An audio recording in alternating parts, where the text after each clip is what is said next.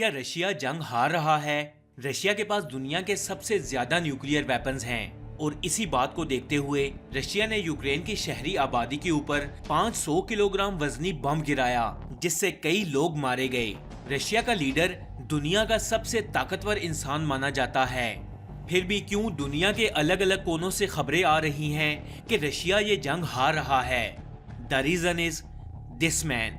اس نے Vladimir Putin کی آنکھ میں آنکھ ملا کر کہا کہ یہ اپنے ملک یوکرین کی 1 انچ زمین بھی رشیا کے حوالے نہیں کرے گا۔ اس شخص کا نام ہے ولادیمیر زیلنسکی اور یہی شخص ہے یوکرین کا پریزیڈنٹ۔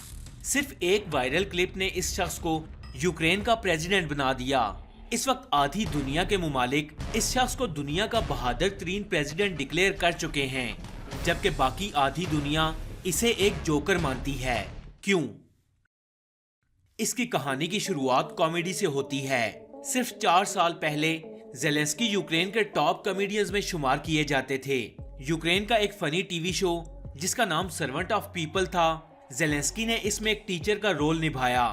اس ڈرامے میں یہ ٹیچر ایک دن جب صبح اٹھتا ہے دین ہی ریئلائز کہ یہ یوکرین کا پریزیڈنٹ ہے اور اسے 60% ووٹ ملے ہیں، لیکن کون جانتا تھا کہ زیلنسکی کا یہ رول لوگ اتنا سیریس لیں گے کہ اسے ایکچوئل میں پریزیڈنٹ بنا دیں گے۔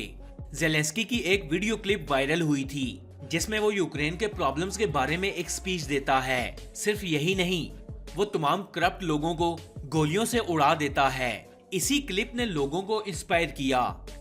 2019 میں زیلنسکی کو لوگوں نے 72% ووٹ دے کر یوکرین کا پریزیڈنٹ بنا دیا۔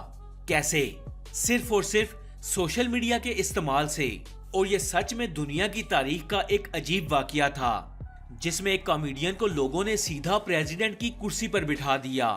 زیلنسکی کا پورا سیاسی کمپین آن لائن تھا۔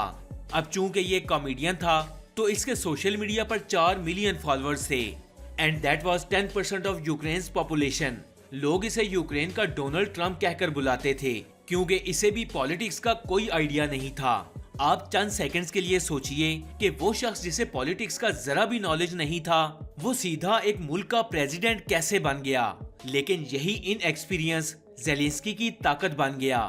زیلنسکی کے الیکٹ ہونے سے پہلے یوکرین یورپ کا سب سے غریب ملک کنسیڈر کیا جاتا تھا۔ اس سے پہلے یوکرین کے جو پریزیڈنٹ تھے ان سے یوکرین کے لوگ تنگ آ چکے تھے اور ان کے اوپر کرپشن کے کئی الزامات بھی تھے۔ یوکرین کی عوام کا یہ نظریہ تھا کہ اس شخص سے اچھا تو کوئی بھی شخص مل سکتا ہے، اور یہی سوچ کر یوکرین کے لوگوں نے ایک کامیڈین کو اپنا پریزیڈنٹ بنا دیا۔ آج یہی کامیڈین یوکرین کی سب سے سیریس کنڈیشن فیس کر رہا ہے۔ اس 21ویں صدی میں یورپ کی ایک ہسٹورک وار کے سینٹر میں آج زیلنسکی موجود ہے جو انتہائی بہادری سے صرف اکیلے لڑ رہا ہے۔ ولادیمیر پیوٹن کو دنیا ایک طاقتور شخص کے طور پر مانتی ہے۔ 6000 سے زیادہ نیوکلیئر ویپنز اس ایک شخص کے اشارے پر لانچ ہو سکتے ہیں، اور یہ نیوکلیئر ویپنز دنیا کے کسی بھی کونے تک صرف 8 سے 10 منٹ تک پہنچ سکتے ہیں، اور یوکرین تو رشیا کے بالکل بغل میں ہے۔ اور یہ بات جانتے ہوئے بھی زیلنسکی اپنی بات پر ڈٹے ہوئے ہیں، اپنے ملک کے لوگوں سے درخواست کر رہے ہیں کہ اپنے ملک کو بچانے کے لیے ویپنز اٹھاؤ۔ امریکہ نے زیلنسکی کو ایک اسپیشل جیٹ بھیجنے کی آفر کی کہ یوکرین اور جنگ کو چھوڑ کر امریکہ آ جاؤ۔ زیلنسکی کو کہا گیا کہ تم ایک لیڈر ہو، تمہاری سیفٹی باقی لوگوں سے زیادہ امپورٹنٹ ہے، لہٰذا اپنی جان بچاؤ۔ لیکن اس شخص نے یوکرین کو چھوڑنے سے نہ صرف انکار کر دیا بلکہ آرمی یونیفارم پہن کر آرمی کے ساتھ فرنٹ لائن پر آن کھڑے ہوئے اور خود ہتھیار اٹھا لیے۔ زیلنسکی کی ایک ویڈیو وائرل ہوئی جس میں انہوں نے کہا کہ میں اپنے ملک اور اپنے لوگوں کو کسی صورت چھوڑ کر نہیں جاؤں گا۔